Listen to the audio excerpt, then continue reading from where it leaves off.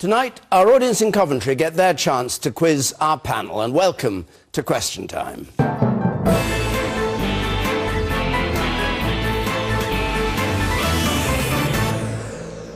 And good evening to you at home, good evening to our audience here and our panel, of course, the Conservative former Shadow Home Secretary, David Davis, the historian and Labour Shadow Education Minister, Tristram Hunt, the Liberal Democrat, Equality and Employment Minister, Jo Swinson, the critic and feminist pioneer, Germaine Greer, and the barrister and former Conservative MP, Jerry Hayes.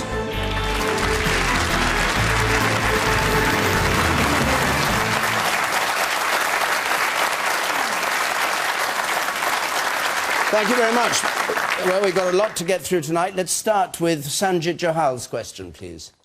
With the recent success of UKIP, has British politics moved permanently to the right? David Davis. No. But what they have done, and I think we have to recognise this, is they've highlighted parts of the public debate that we haven't paid enough attention to.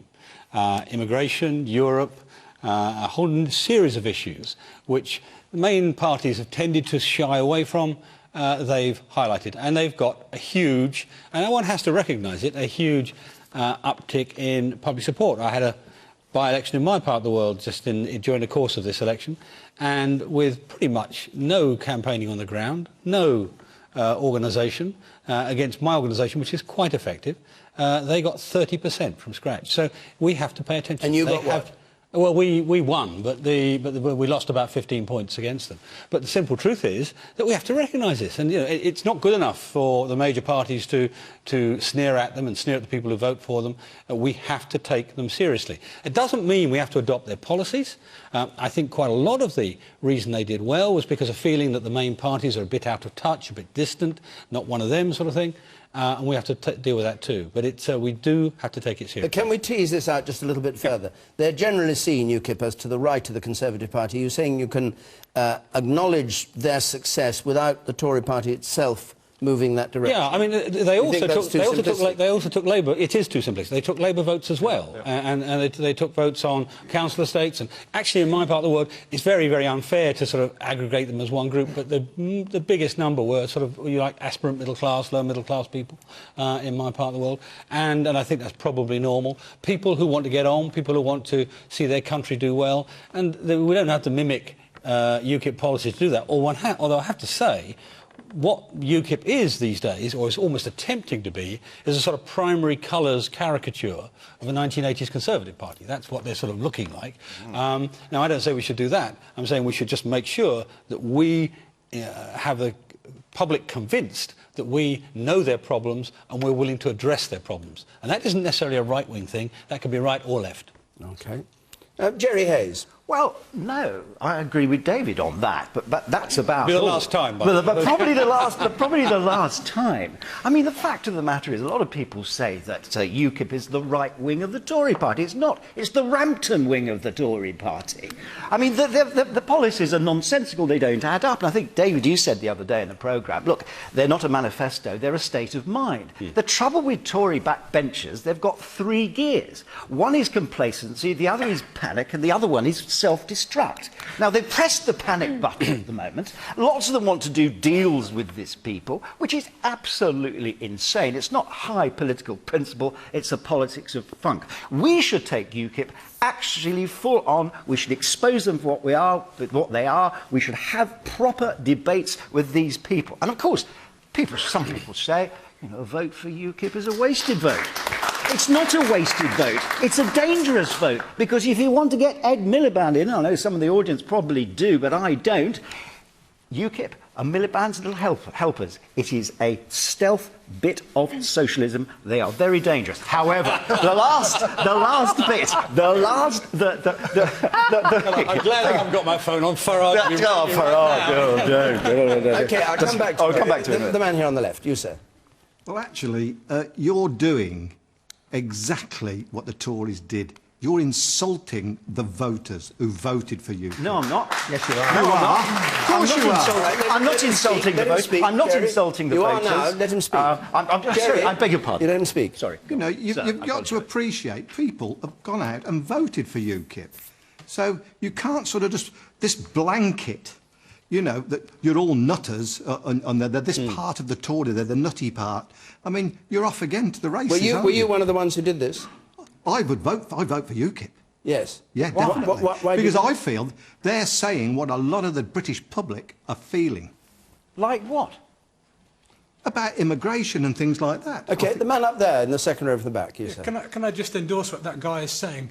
I mean, you can't just dismiss these people as a group who are just creating a number of sound bites for the convenience of trying to get people to vote for them. What they're saying and what they actually are proposing to introduce are the sort of things which the voting public believe are the right things to do. Now, you guys that actually work in government are elected by the public, and if you don't recognise that, then you won't be in power for very long. Yes, you certainly won't be in power the next time you get votes. Okay.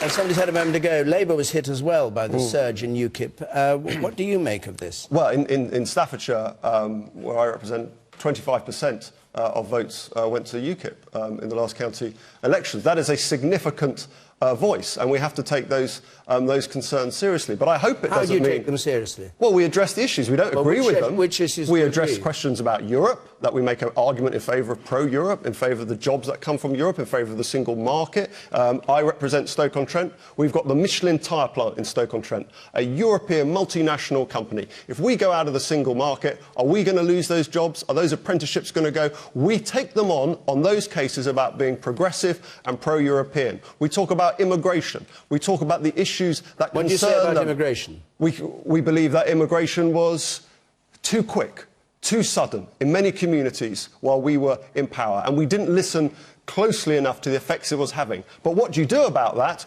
Well, you begin to attack the culture of low wages. You begin to make sure people pay the national minimum wage. You begin to prosecute gangmasters doing the wrong thing. You begin to take on agency workers. So you look at the policies, but you come back with a progressive Labour response to them, and you take their issues very, very seriously, and you have a policy response to them. What you don't do is exactly what the gentleman says there, which is dismiss them as somehow misguided or folly. I think their answers are misguided and wrong, but we have to, and indeed folly, but we have to take on them on a policy level and have the argument. And I'm quite up for the argument. All right, man here in the front row.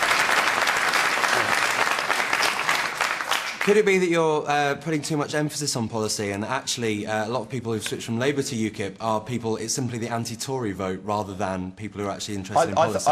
I think it's an anti-politics vote, because what is Nigel Farage saying? He's saying everything is wrong. We want the world to stop. We want to get off. We don't like what's going on today. And Nigel Farage is an attractive, interesting, visually compelling character, and he doesn't talk. he talks in an interesting manner. Enough of the love letter. I'm not up for a Labour UKIP alliance, but we have to be serious that he speaks a language and speaks in a manner that people who are not often attracted by politics are interested in listening to. So you go for none of his policies, but you think he touches on policies that you've got wrong? No. He touches on policies that people think are not being discussed properly, and we need to be on that territory discussing them. All right. But he is interested in the past, not the future. Jermaine Greer. The question was about whether British politics have moved to the right. Now, British politics have been moving to the right steadily for quite a long time. Margaret Thatcher understood something about the working class, that it wasn't socialist, it was actually Tory. And so she created the new idea of the working class Tory that was her backbone as she developed her policies, which had the virtue of being very simple. At the same time, they broke the back of the labour movement. The craft unions have gone, the elite unions have gone, manufacturing is in crisis. We always had this enormous pool of non-organised labour, much of which was female. We are now principally involved in service industry rather than manufacturing industry. So it's been very easy to keep moving to the right. And it's very easy in those circumstances to stir up paranoia and fear, because people are insecure. They don't have agreed contracts anymore. They have short-term contracts. They have minimum hours contracts. Everybody is scared scared. And in that situation, you play to their fear and their loathing, and you tell them that it's somebody's fault and that somebody has got to be got rid of. Nigel Farage's whole argument is let's get rid of this, let's get rid of that. There is no suggestion as to what might take their place. Now, I have every respect for that. I know how people are afraid, but I also know that they're afraid of the wrong thing.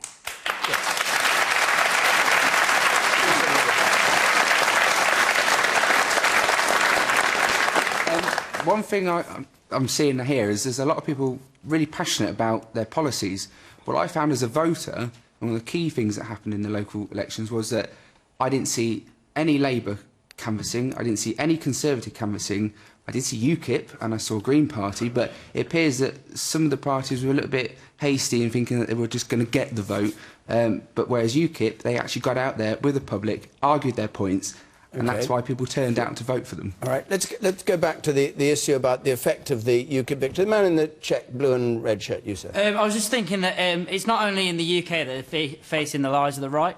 I think in Greece they're facing the rise of Golden Dawn, and in France they're facing the rise of the National Front. Jo Swinson. Well, I mean, I think that we do not have a permanent shift to the right in answer to Sanjit's question, but I think what we do have is a real need for pause for thought from all of the main parties after last week's election results, because it wasn't good for any of us. And I think one of the things, obviously, that's different... It was a disaster for you, wasn't it? Well, yeah, we lost lots of councillors that were very hard-working for the local communities. And it's been a real challenge for us. I'm not going to say that we had a good set of election results. We didn't. And that's why we have to listen to what people have said.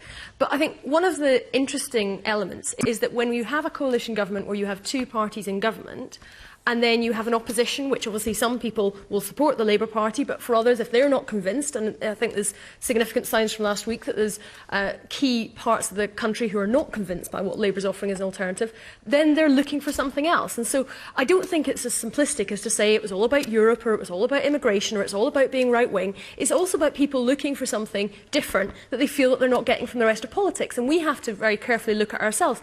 And I think there is something in what Tristan was saying about Nigel Farage. You know, he's a decent kind of bloke, he's very direct, and he's clearly struck a chord with people and connected with people. And I think far too often politics can seem to be in a Westminster bubble, far removed from everyday people's lives, and actually we need to get much better at reaching out, connecting, and that does include on your doorsteps. That point about the reaction elsewhere in other countries, it's not always the right, sometimes the left as well, but it's a reaction against metropolitan elites to a very large extent. It's a feeling that the people running the country, or in some cases running the continent, just don't have the interests of the ordinary people at the front of their mind and do the right thing. You couldn't get a rejection of that. Let me just finish, Tristan, and come back. But a couple of the points made, oh, well, we're not taking him seriously enough.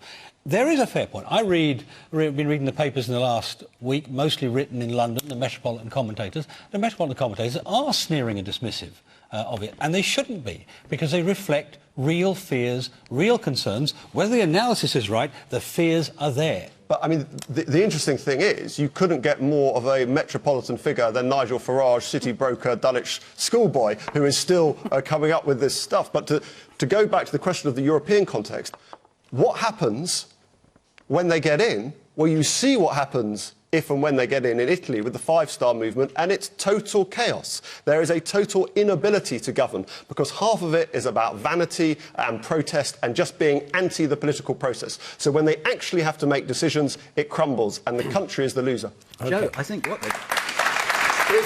very briefly. Joe, what they've done is they've replaced the Liberal Democrats as the spittoon for angst.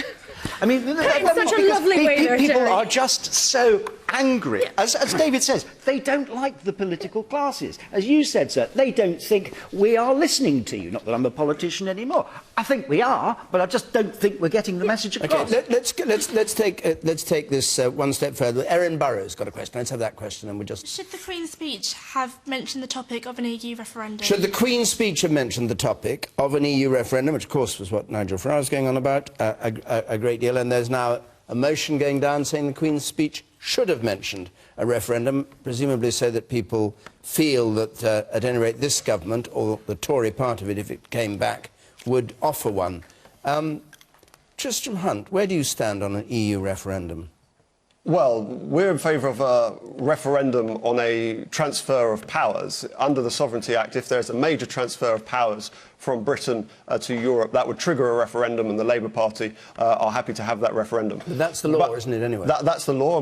So you're not adding... But we wouldn't reverse that. But would we have an in-out referendum now? No, we don't think we would. The big challenge we have in Stoke-on-Trent, in Coventry, around the country, is jobs and growth. How would it help people to get into work? How would it help businesses to grow? How would it help people to invest in this country if we begin a 5-year conversation about our place in Europe?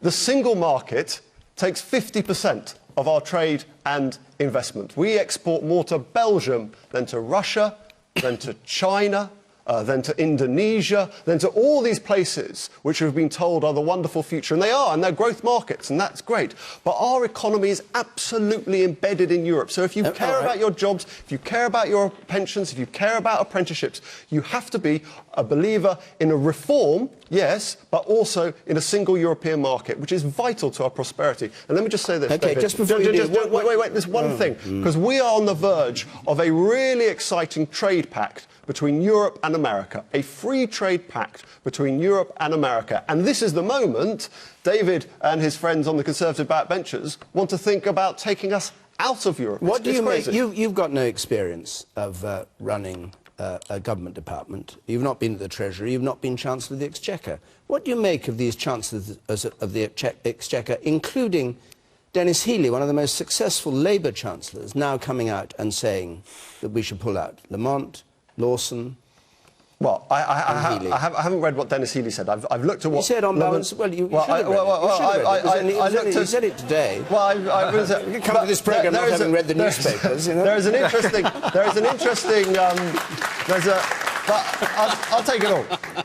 There's an interesting cultural point, I think, about Nigel Lawson, Norman Lamont. You know, interesting chancellors in their own unique way. But they are figures of finance. They are figures of the City of London. They are concerned about the investment houses and the finance houses. And we have a brilliant financial services industry in this country, and that's great. But the rest of the economy should also have a say in this. Our industry, our manufacturing base, everything Jermaine spoke to. And actually, those are the export markets. That's the investment we want to see. So I think Messrs Lords, Lawson and Lamont obviously have their view, but it's a very London finance-centred view, and there should be a broader economic conversation. Right. David Davis, what's your position on this? Because you've signed this thing saying we should have... what do you actually want to happen? Well, let's start for the reasoning first as to why it's there. I mean, all three major parties have broken promises on referenda on Europe, every single one of them. And therefore, it's not unreasonable for the public to have a little loss of trust in each party leader, no matter who it is, when they say, I'm going to give you a referendum, think, well, you said that last time, and you're not going to. So the argument that John Barron, who's the lead signatory on the amendment, is putting is we should have we put it in law now so that it's guaranteed beyond the next election when it's going to take place. It's an issue of public trust. That's what that's about. So the House of Commons would vote saying after the next election, whoever wins it, this House decides there will be a referendum. That's essentially the argument. But let's deal with some of the other issues of trust. I mean, firstly, let me say this. I mean, my stepfather worked for Michelin. You know, you'll think he was a shop steward there, actually. And you know, the reason Michelin is here is because they sell tyres in this country, just as Mercedes sell cars in this country, just as Audi sell cars in this country, just as the various French vineyards sell wine in this country. They're not going to cut off their nose to spite their face if we come to a different arrangement with them. They're not going to do that. So let's not scare people, as happened in 1975, with panic stories about what might happen if we're in or out. You say you're saying in or out. It's an equal. You're not saying that out would be a disaster. It depends what the negotiated outcome is. I mean, what Lawson said... But nobody knows what the negotiations are about. What Nigel Lawson said was that the negotiation would lead to an inconsequential... I think he said the negotiation would be inconsequential. That was the words he used. Now, I don't know. I don't think that's true.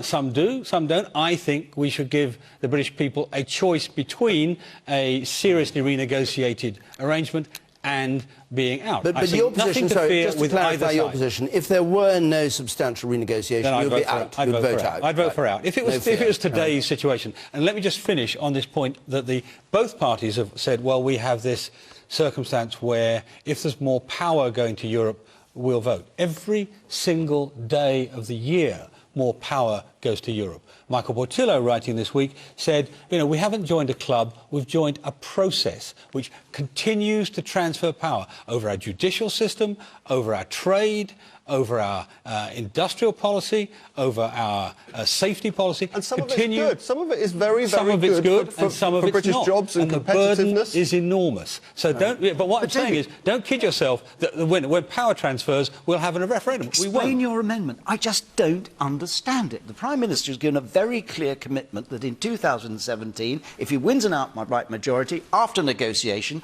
to make Europe more transparent, and it's for everybody in Europe. It's not just a shopping list for us. Transparent and more democratic. He'll put it to the people, in or out.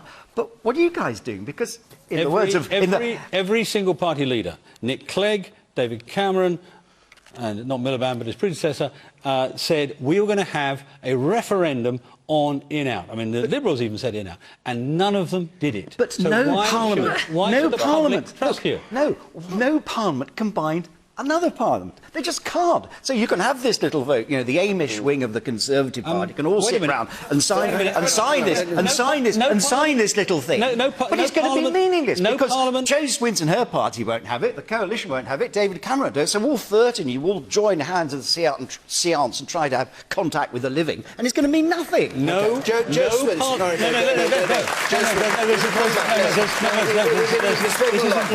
You can come back on it. Jo Swinson. Well, I don't think that is what we should have had in the Queen's speech, because we already have a very, very clear position in the government. It's, as has been said, actually written into law now that if there is any further transfer of power to the European Union, then there has to be a referendum. And that is the sensible time at which to have it, because that's the point at which to make the decision. What about renegotiations leading up to 2017, if Cameron is Prime Minister and if those are done? Would you support a referendum then? I mean, you were the party that wanted a referendum at the last election. Well, and we have, as I say, we have legislated to make sure that that will happen if there's any further transfer of power. But what I'm worried about, and what I think it was right that we had in the Queen's speech, was measures that are actually going to deal with the things that on an everyday day-to-day basis my constituents and everyone else around the country is actually worried about. Whether or not their children can get jobs, whether or not we can make sure that people who are in their old age are going to be properly protected with their pensions, with the new pensions bill that's coming forward to value caring. I'm talking about what's in the Queen's speech. These are other topics, yes, but in other words, you're not in favour. But you're not in favour of an EU referendum in 2017, come what may, and you're frightened that Mr Davis's thing will mean that does actually happen, and you'll go into it. I think this would be a daft time for us to be spending all of our energy and focus on creating uncertainty with our biggest trading partner when we need to be focusing on getting the economy moving and getting jobs and investment. And if you've got European companies that are making decisions about where to invest, about where to put that factory, about where to create jobs, I don't want them to have a question mark in their mind about whether or not Britain's going to be part of the European Union in a few years' time. So I think it's actually pretty dangerous to be having that discussion. That's why I think the Queen's speech was right to focus on measures that will actually help people's everyday lives, rather than the kind of navel-gazing that I know the Conservative Party does rather like to have sometimes on Europe. OK. The man here in the centre, there was somebody up there who wanted to speak, but his hand's gone down, so I assume he doesn't. Do you say with the spectacles on?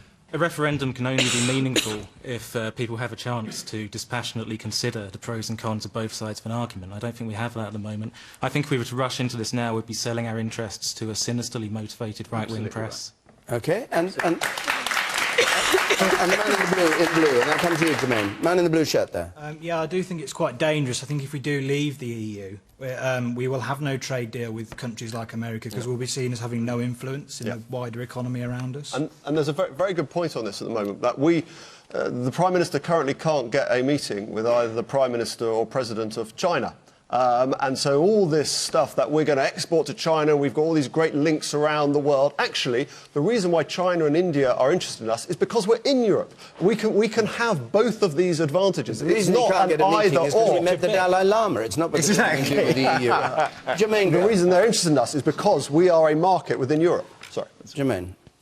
I think it's probably equally true to say that many people feel that we really can't go having a referendum now, that we've put our hand to the plough, and what we've got to do if we don't like what's going on in Europe is we have to change it.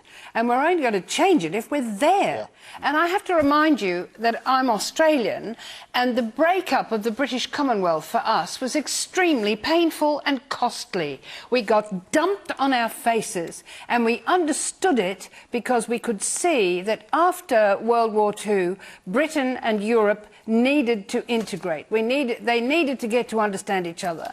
And that whole power block had to come together in a more rational way. The British Commonwealth is now non-existent. The word Commonwealth actually means the old Russian Soviets these days, if you look it up.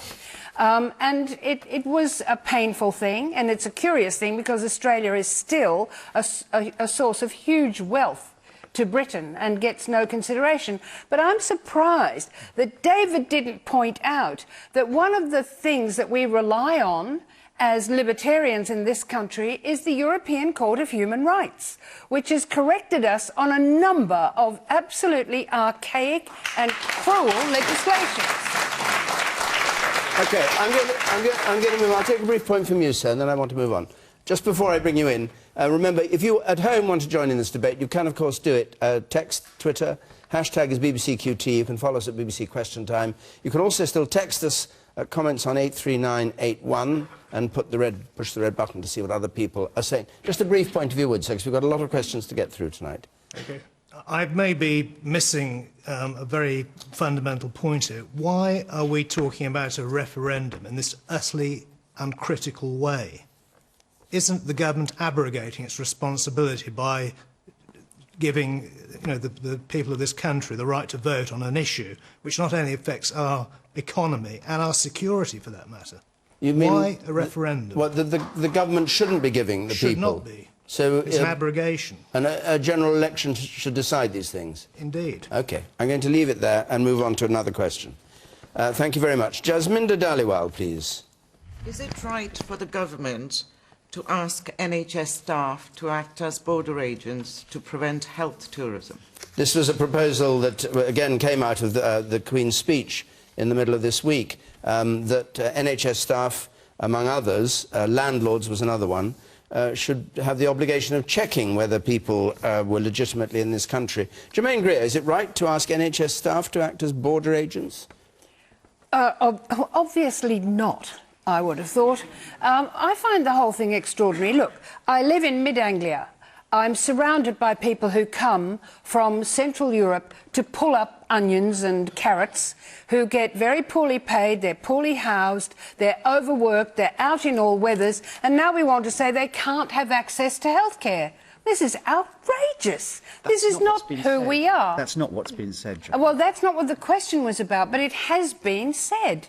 That even though these people have come here to take jobs that nobody else wants to do, that we're going to treat them as if they're trying to rip us off. I mean, this is nonsense. Look, this is purely to stop health tourism. If someone from this country is in serious trouble, they have a heart attack, then they'll be looked after. Free, and rightly so. But people need to be reassured. They need to be reassured that those who come into this country, whom we welcome from Europe and abroad, don't get a free ride for nothing. They don't want to see them getting to the front of the housing queue. They don't want to see them getting free transplants. They don't want to see them getting hip replacements done when they can do it in their own country. Now, no one is going to be asked, no doctor is going to say, I am going to refuse you treatment. If people are ill, they're going to be sorted out. But if it is for elective surgery and things like that, then I'm afraid the answer must be no. Go back to your own country and get it. That's what people want. It's only right and fair. How do you sort this out? Jermaine talks about people in East Anglia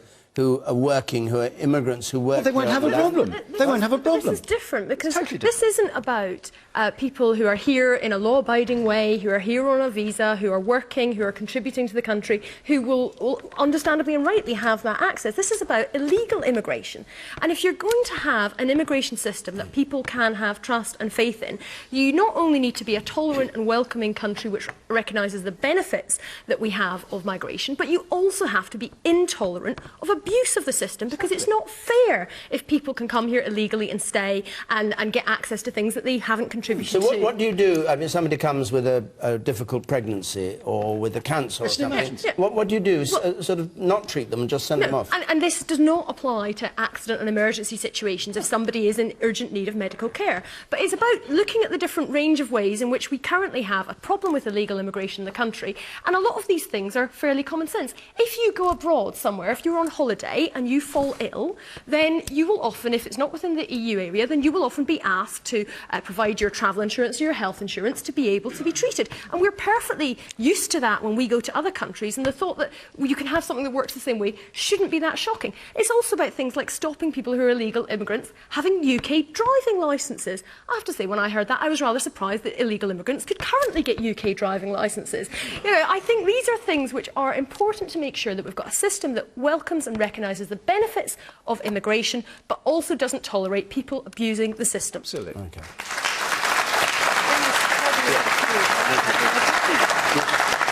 Driving licences and pregnancies aside, is it the doctors that should be deciding this? Shouldn't we have border agencies deciding whether people can get in or not? UKBA, they're a basket case. They're hopeless. They lie to ministers. They're incompetent. David Davis, sounds like an argument for identity cards, perhaps. Yeah, right. Oh, some chance of that. Let's go back to the by-election. Yeah, we could do. Yeah. let's just come back to the origins of this, because I don't think actually we're getting actually the accurate story, bluntly, about what the government's policy is. Let's remember where we started.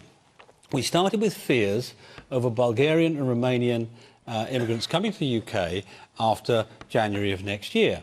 The BBC, I don't know how many there'll be. They'll be legal. They will not be exactly. illegal. They will be legal, not illegal. And it's been in that context that government ministers, including the Health Secretary, has been arguing the case here. Now, I agree that there is an issue here. I agree with Jerry that there should be action on restricting welfare and restricting access to housing. Of course, it's proper that people who live here, to start off with, should have the first advantage there. But the simple truth is this is not about illegal immigrants. When you have illegal immigrants in the country, by the way, they often don't have either driving licences or insurance, which is actually rather more critical. That's very common. So that's not really much of a restriction. The issue here is about whether healthcare is what the Health Secretary described as a pull factor, whether it brings people into the country. Now, we've had health tourism in this country for a very long time, more often from the Middle East than anywhere else. But it's not a pull factor. The thing that's bringing Romanian and Bulgarian immigrants to Britain after January of next year is the fact that their national average incomes are 1/3 of our minimum wage. They'll be coming here to work, just as the Poles came here to work, and the Czechs, and so on. So let's not misrepresent this argument. And taking away the right to healthcare, in my view, is a very unwise policy. Because when we take on immigration policy, and I've been a very strong advocate of strict immigration policy, it should be fair and civilised. And I do not see asking people on a trolley in an A&E, where are you from, is a civilised approach to modern Why policy. do you say they won't? Joe Swinson and Jerry Hayes, I just want to quote you this article by Marion Thompson, who's a cancer specialist. Foreign women often arrive in the UK in late pregnancy, often after detecting a complication. They come on a visitor's visa, present to A&E while in labour, refuse to pay, claim a childbirth qualifies as emergency care. What are you going to do about that? Well, you keep on saying that won't happen, but no, I'm the saying doctors that think it does happen. This is not. But no, what I'm saying won't happen is this is not about accident and emergency healthcare. This is not about turning people away when they are in that kind of emergency situation. Now, the bill hasn't been published yet. The details of it will obviously still be fully published, and that will be the subject of no doubt much debate in Parliament on the exact details of it. But this is not about accident and emergency care. This is about having mechanisms so that where people are in the country illegally, there are more ways of being able to find out about it so that action can be taken so we can all have a system that we can have faith in. I think the point that he was making was that people present as A&E when they're not actually A&E in reality. But anyway, leave that. The lady there. You know. Yeah, there was a programme on last week. One of the London hospitals are actually already doing that. They've got a gentleman and his job is to identify patients, politely ask where they've come from and to bill them and reclaim that money, and that is their job. I mean, that is exactly the point. Yeah. that this is the law already. You know, what we've had in this Queen's speech in terms of the health stuff is an awful lot of rhetoric.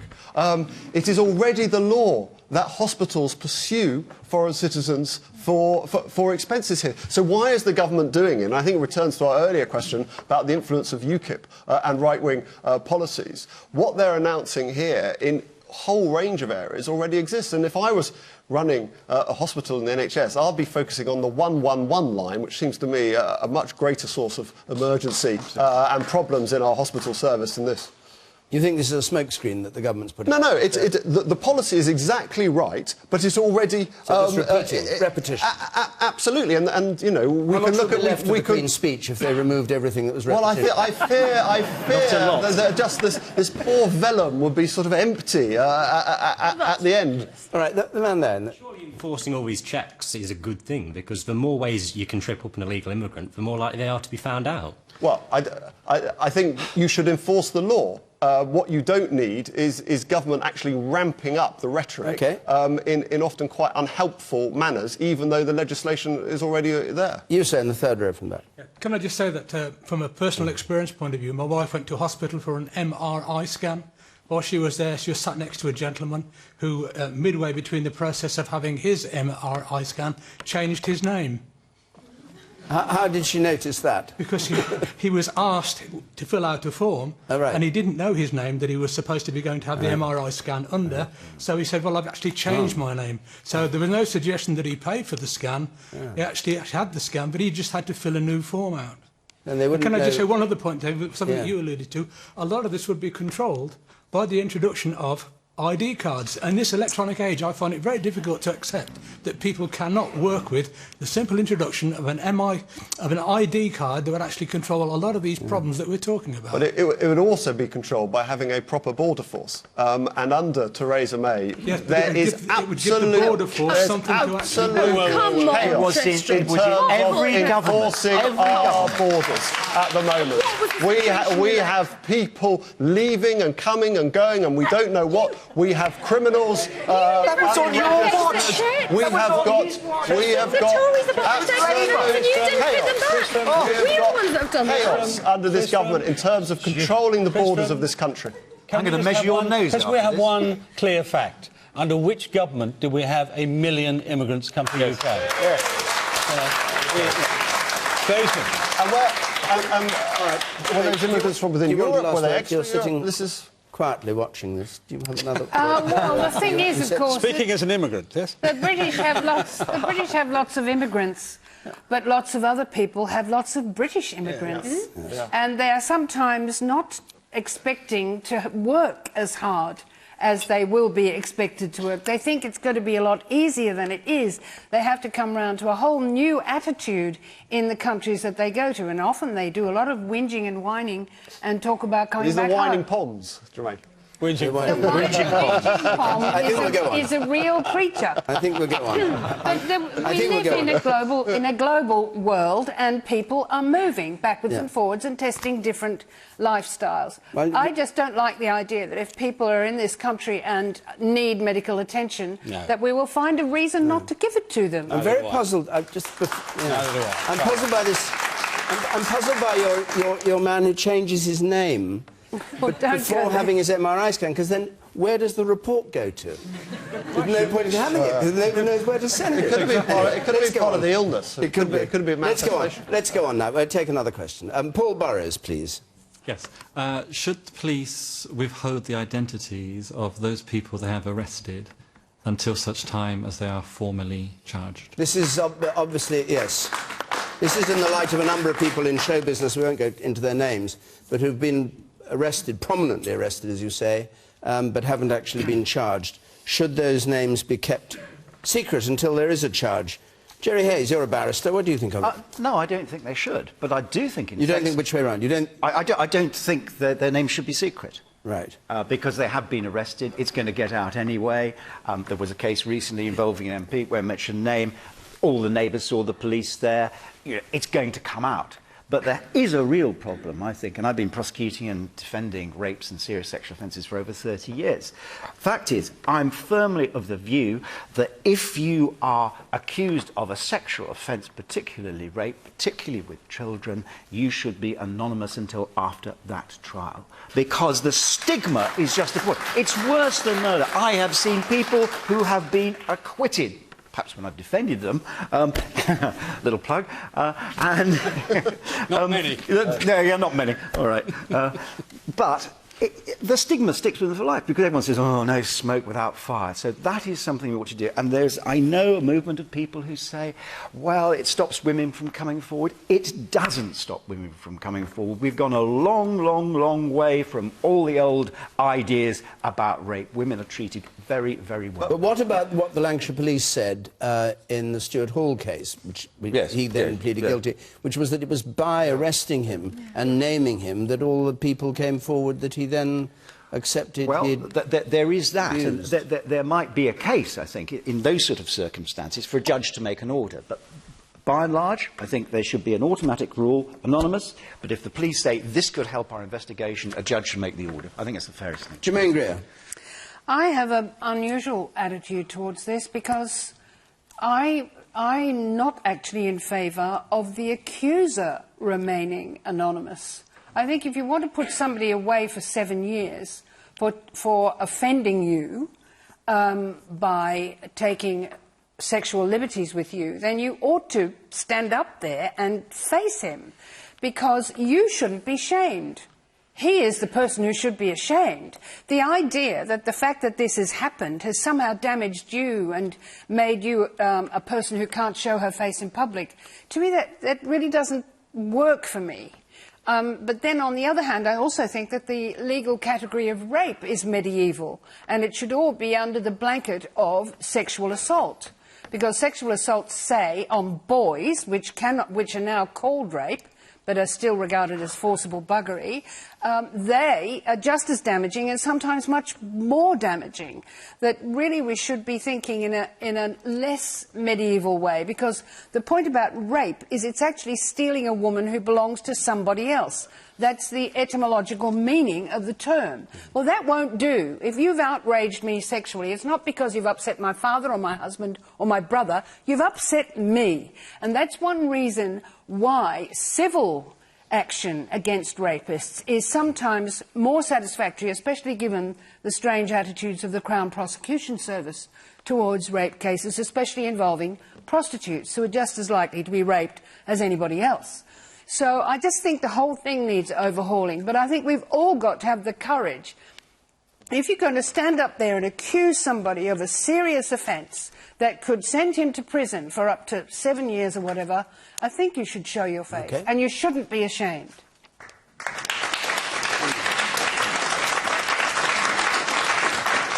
I completely disagree with the fact that it's easier for women to come forward and speak about rape at the moment, well, in the near future or whatever.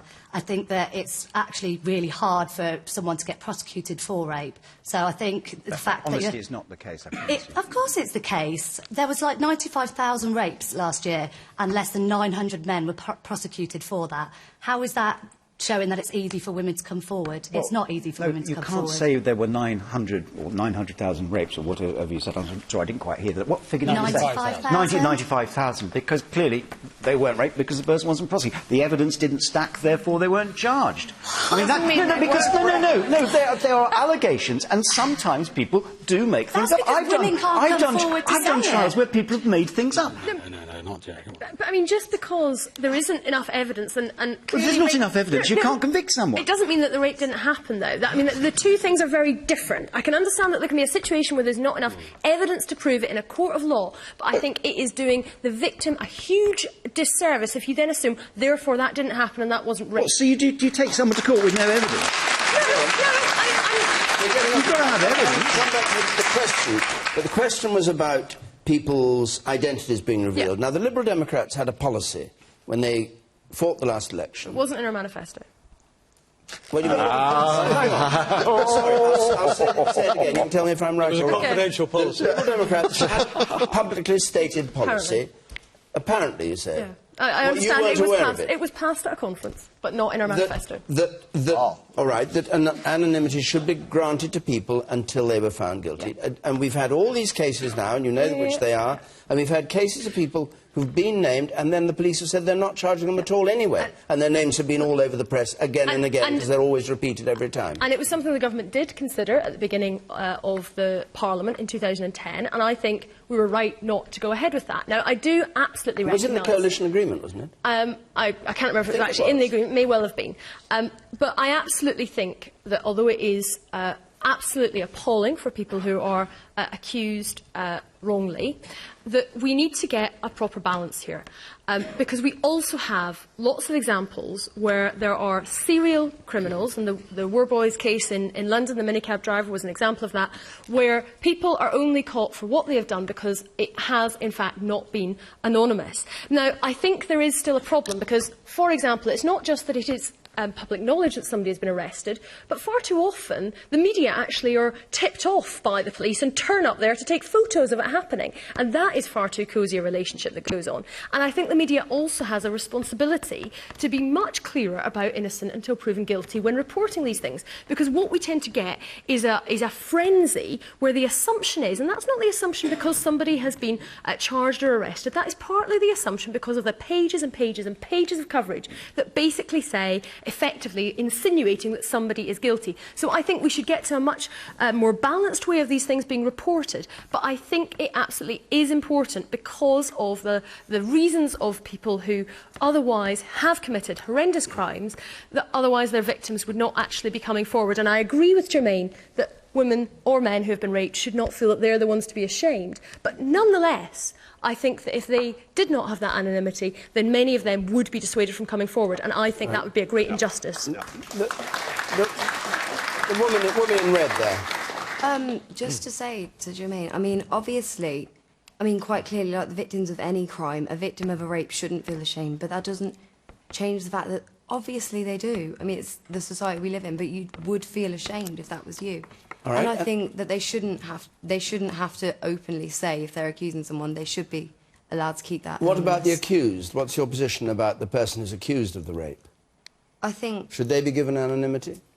I mean, obviously in a high-profile case where other people would recognise the name, but I mean, in a lot of sort of that kind of sexual crimes, it's someone you know. So there's unlikely that if you know them, someone else who hears about the case through the media will also know them. Okay.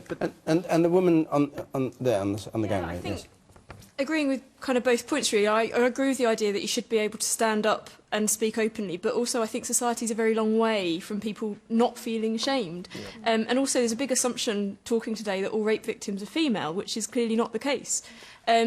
And I think that brings along all sorts of issues about sort of gender identity and things as well, which I think society doesn't acknowledge and doesn't think about, which question was about the issue. People who've been arrested, not the victims, but the people who've been arrested and charged. David Davis, what's your view on that? Let me start first with Jermaine's point and then move on from that. The rape victims have suffered once, and when they go to trial, they suffer again. Let's understand that. It's a miserable process for the victim. And so for that reason, and because we've had low conviction rates, whatever Jerry's comments were, I think we still must preserve the confidentiality of the victim's position. I really can't see that we can reduce that at all. Now, generally speaking in trials, I want to see both sides to have the same rules applied to them. Fairness applied to both sides. So my instinctive opening position should be, well, actually, if you're going to give confidentiality to the accuser, you should have confidentiality to the defendant. But, you know, I hate the idea of having secret trials. You know, our justice system depends on being in the public domain. But there is a balance here. And I am frankly disgusted by the fact that we have so many cases, particularly with celebrities, where the police turn up at exactly the same time as the press photographer. Now, it is a disgrace. In my view, it's criminal action by the police involved. And frankly, we should be very intolerant of that. Criminal action? Criminal action, yes. I mean, basically putting people under duress who have not been charged, certainly not been convicted of anything. Now, let me come back to what we do. So where's the compromise? The compromise, I think, is that we should protect people's identity until they are charged. Because the charge point is a point of which the judicial authorities have to say there is evidence here. The Crown Prosecution Service, not just the police, are making the judgment. And bear in mind, all the institutions we're talking about now are under pressure. Because of the failure over the Jimmy Savile cases, because the police basically fell down on the job there is a pressure, of course, on them now to go the other way. And I think there are a lot of people whose lives are being destroyed, I don't know whether it's right or wrong, whose lives are being destroyed because their names are being put in the public domain before they're even got to charge. Right. And I think that should be protected, absolutely. Yeah. Person in the very back there, then I'll come to you, Tristan, you haven't spoken yet. Yes. Right. Yes. I agree that it can be very damaging for celebrities to be named before they're charged. But one of the problems with the crime of rape is that it tends to be a serial offence. And by naming someone, it will very often enable other people to come forward and build up more evidence against that person. And without naming them, that wouldn't happen. Tristram Hunt. I think that's exactly the point. I mean, it's a very tricky balance that has to be struck in terms of innocence until proven guilty, and whether you're going to be tried in the court of public opinion and everything Jerry said about the opprobrium attaching to it, versus the notion that people could see justice, that people who have been abused and raped and had criminal acts committed to them come forth knowing that the person who committed those crimes is now being prosecuted. And as Joe said, in terms of the War Boys case in South London, in terms of the Stuart Hall case, I mean, this is a tricky area, but surely the balance in terms of public policy has to be on the side of the victims. I think David's idea of the name going public at charging is a good one, because it provides enough space before trial, it provides enough capacity, which would hopefully for others to come forward. And would you trust the police not to make arrests with the press there, as David Davis was saying? Well, I do think actually